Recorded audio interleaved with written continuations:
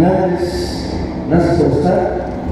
Y bueno, pues yo tenemos que hablar mejor y empezamos a platicar, ¿no? Les paso a Guillermo o a Viva. ¿Quién empieza? ¿Quién quiere empezar? Guillermo. Bueno, pues bienvenidos y comenzamos esta charla, la cual esperamos que también ustedes participen de ella. Gracias. Sí, buenas noches y buenas noches a los computadores, al público presente y gracias a Viva compartir este momento de diálogo con nosotros. El diálogo lo pensamos así más como una especie de entrevista, de diálogo, de podemos ir de cuenta sobre este tema que realmente nos interesa mucho y va a tener un impacto serio en América Latina y en todo el mundo. Ayer nos presentaban a Viva, nos decían que bueno, que ellos tienen una larga trayectoria, tanto en la práctica, con la sociedad, con el trabajo con migrantes, además del trabajo académico y el estudio que realiza sobre este tema.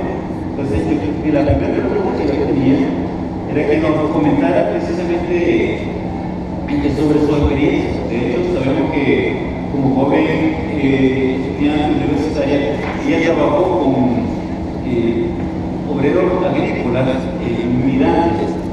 Entonces, ahí nos gustaría que explicaras, que me contaras alguna experiencia que realmente te haya pasado durante el periodo que trabajaste en este trabajo. O sea, sabemos que sos profesora que siempre enseñas, pero también quisiéramos que nos dijeras qué aprendiste de tu trabajo en ese sentido. También quisiera que nos dieras un testimonio sobre la experiencia que tuviste recientemente, hace un par de años me parece, en este centro de deportación de migrantes, cuando fuiste miembro de la organización que forma Manuel, pero también en Nogales, donde había un grupo de migrantes que ya habían sido adoptados por Estados Unidos. Sí, pues gracias por la pregunta. ¿Todos me oyen? ¿Sí? Más cerca. Sí. Pues sí, mi experiencia en los años 70, mientras que estudiaba en la universidad, hotel de desarrollo de los estudios y trabajé por un año necesitamos los desarrolladores a los campesinos unidos, que llamábamos, les decían gráficos y necesitamos. Y eso sí para mí fue una experiencia que me abrió muchas cosas que como yo como una joven blanca en un barrio más o menos acomodado, en un pueblo totalmente blanco de Massachusetts, que no tenía ningún conocimiento de las cosas que estaban muy íntimas de mi vida, pero yo no conocía nada sobre la historia de ellos. Por ejemplo, la comida, las frutas y las verduras que comprábamos en el supermercado, que yo no tenía la menor idea de dónde venían esas frutas y verduras, ni de todo la política, la historia, el trabajo, el sufrimiento, la migración, la conexión con México que existía detrás de esas frutas y verduras.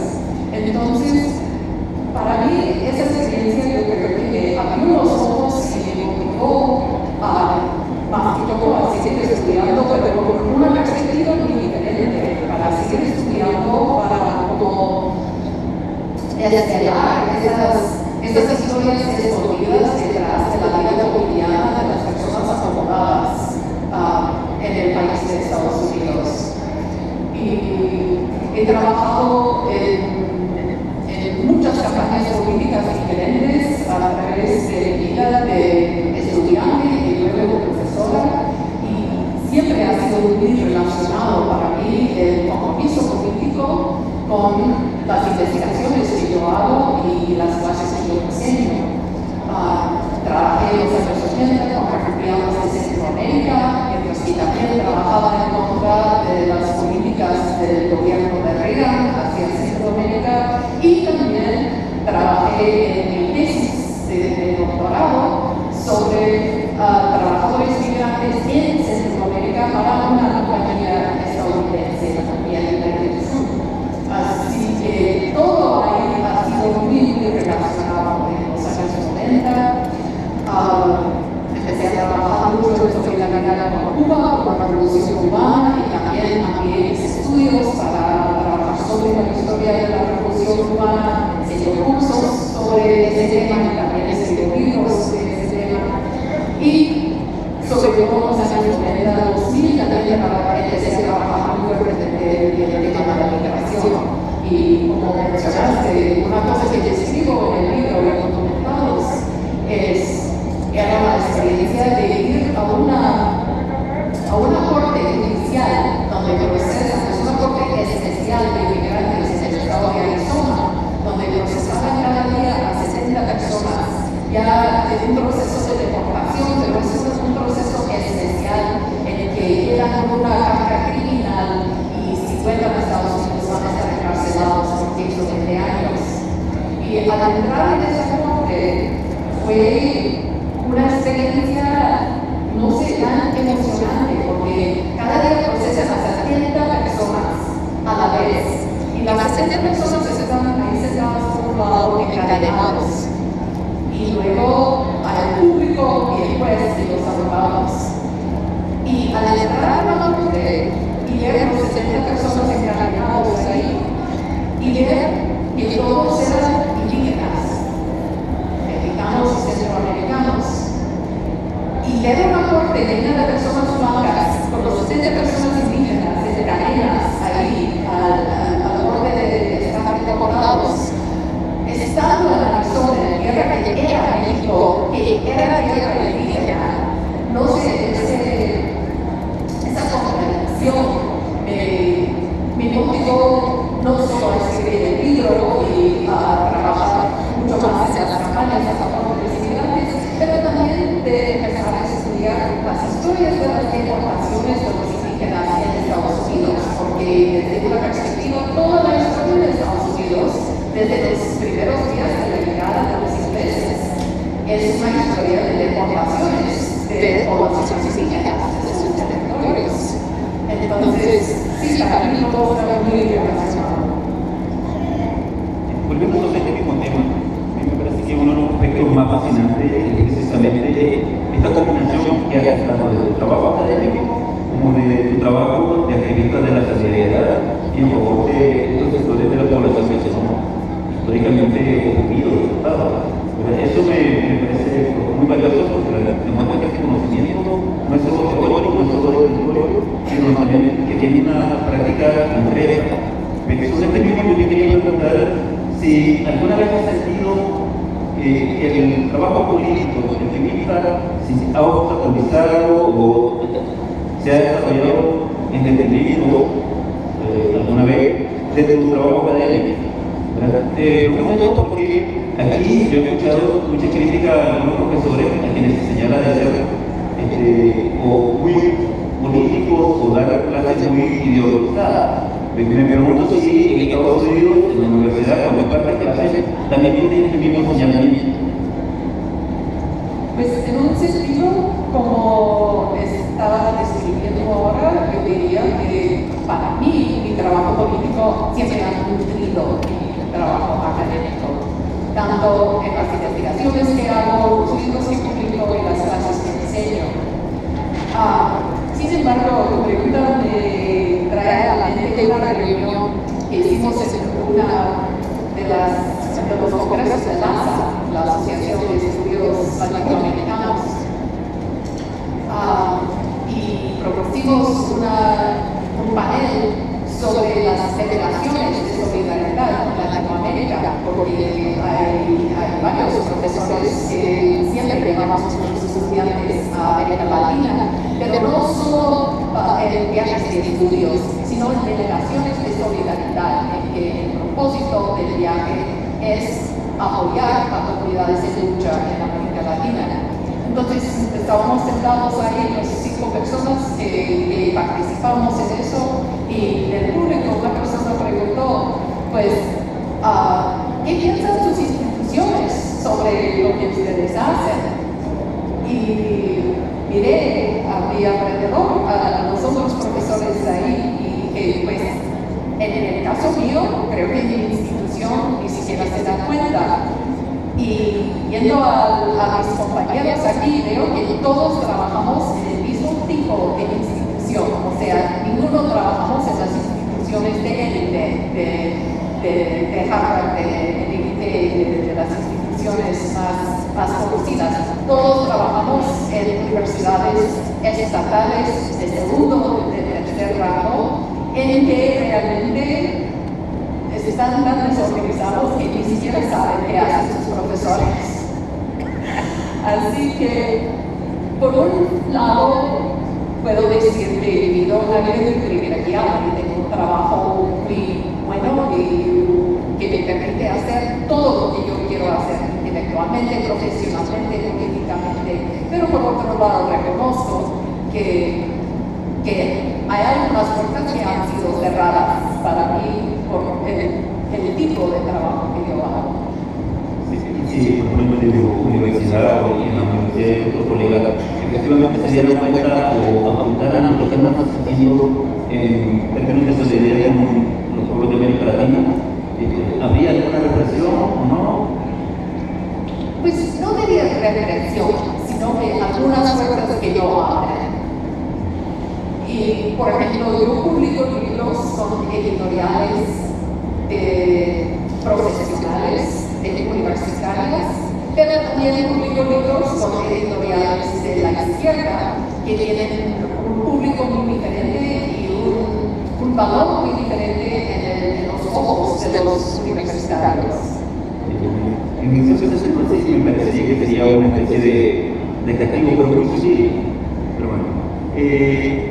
Ahora centrándonos ya en la campaña electoral, en las elecciones, recientemente un autor muy reconocido decía que las elecciones presidenciales en Estados Unidos eran un gran espectáculo de porquería. En realidad es una palabra mucho más gruesa, ¿verdad? Y yo creo que efectivamente, a diferencia de lo que ocurre con cierta frecuencia en elecciones presidenciales de algunos países latinoamericanos, donde efectivamente quien resulte electo o no puede implicar algún cambio más o menos concreto o significativo en las políticas nacionales e internacionales. En Estados Unidos, el cambio de un presidente no necesariamente significa, de hecho, considero que no implica un cambio en su política exterior, ¿verdad? Porque está determinada estratégicamente y a largo plazo. Por ejemplo, podemos verlo con Obama, que durante su campaña prometió que iba a cerrar esta prisión Guantánamo, ¿no? Donde tienen ilegalmente a muchas personas acusadas de terrorismo, que no se les ha comprobado, ¿verdad? Y pues no lo ha hecho, ya va a terminar su periodo y no lo hizo. Entonces yo me preguntaba qué posibilidades reales, concretas, tendrá tanto Clinton como Trump, en caso de cualquiera que sea electo, de realizar lo que ahora promete. Por ejemplo, en el caso del club de Trump, me parece que mucho de lo que dicen en cuanto a los migrantes es así, bravo con nada. Entonces, realmente, ¿qué posibilidades reales tienen de cumplir lo que están prometiendo, lo que están diciendo en la campaña electoral? Y también si existe una diferencia de fondo real, sustancial, entre ambos candidatos. Pues, en general, yo estaría totalmente de acuerdo con lo que dijiste, que los dos partidos son como dos alas del mismo pájaro. O sea, pueden tener algunas diferencias, pero en general los dos partidos, sus obligaciones están hacia las corporaciones, sus intereses, sus grandes intereses económicos, y a pesar de que cada uno quizás quiere tener como poner su firma en alguna legislación especial para decir que yo fui el que emprendió la guerra contra la pobreza o el New Deal de Roosevelt, o a pesar de que sí existen esas diferencias, pero que en los últimos 50 años, digamos, seguro que las políticas exteriores, internacionales, pero también hasta cierto punto en las políticas domésticas, no ha habido muy gran diferencia entre los candidatos.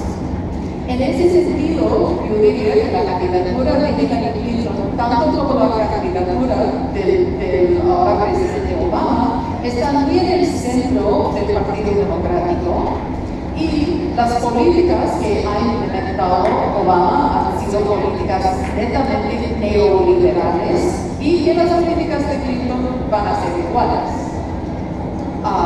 Y se ve muy claramente que la lealtad de Clinton se debe a los intereses de Wall Street. Sin embargo, yo diría que Trump es algo un poco distinto que los candidatos que hemos tenido en el pasado, y no en el sentido bueno, pero sí en el sentido que es más impredecible que nosotros. O sea, yo creo que como el público estadounidense sabemos que podemos esperar en una presidencia de Clinton. Ya nos estamos organizando para protestar a todas las cosas que sabemos que va a hacer Clinton.